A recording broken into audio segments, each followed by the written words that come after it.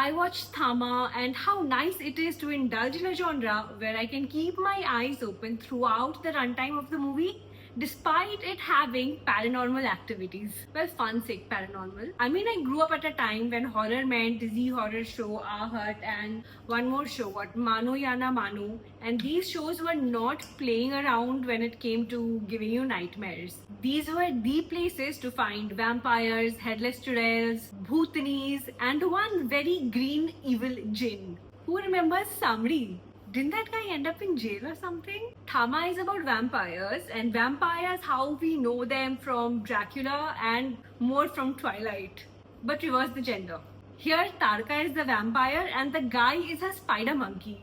No joking, there literally is a scene where she carries him on his shoulder and runs across the jungle. So while she has retractable claws and fangs, she also has a reflection, which I understand because it would be bloody difficult to do that twisty hairstyle without a mirror. Like the Cullens, she does not age. But unlike Dracula, she does not shapeshift into a bat either. What else? She is extremely attractive, but she seems to be the only one with that quality in her entire clan. Once the genders are swapped, the story is quite predictable. So there's a hot vampire, a weakling, good for nothing human who she saves and who will fall in love with her. Then she will break some cardinal rules for him. She also fights against her instinct to suck him dry from his veins. She tries to fit into his human world, but lets the curtain slip from her secret when she beats up these Delhi girl-chasing gundas nearly to death. A little more predictability. The guy almost dies, but he is resurrected and now he is a Betal too,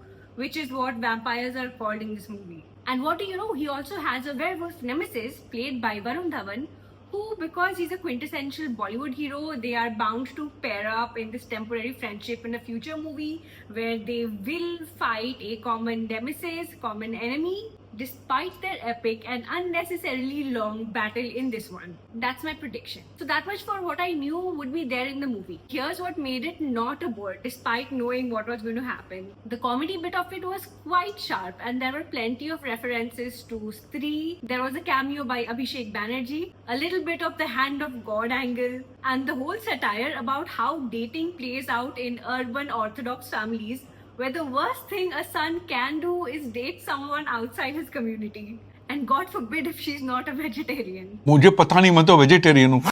Tremendous acting by Paresh Rawal here as the father who very strongly believes that his son's girlfriend is the worst influence in his life, and he keeps catching these random moments that could prove his theory right. आलोक, तेरे दांत दिखा. I think Nawazuddin's English banter was supposed to be funny, but I don't know what's so funny about speaking in English.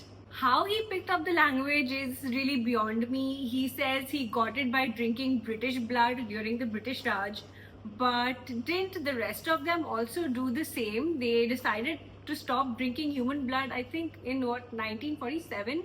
I think that was the period. So how come only he knows how to speak the language and the others don't? Then there were elements that I think were just plain distractions. And I am talking about the 3 dance numbers, all of which were failed attempts at recreating Tamanna Bhatia's Aaj Ki Raat frenzy.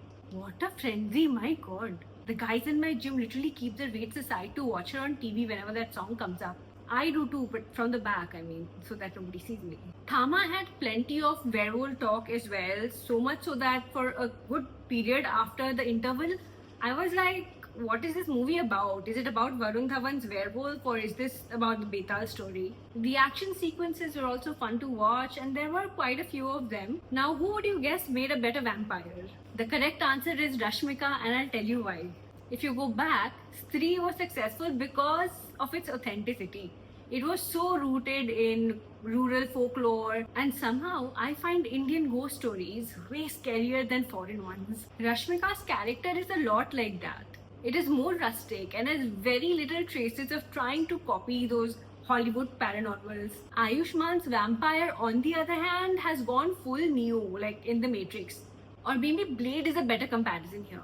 It's like he never really channels what it means to be a Betal or a demon. Yes, it is a comedy, it is not supposed to be that deep, but Stree still gives me nightmares.